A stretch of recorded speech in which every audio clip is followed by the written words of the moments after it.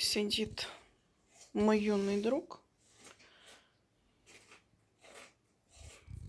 Не знаю, насколько слышно этот хруст норвежской морковки. И муж грызет морковку.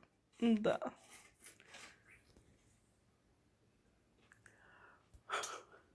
Привет. Лежит мой юный друг возле теплого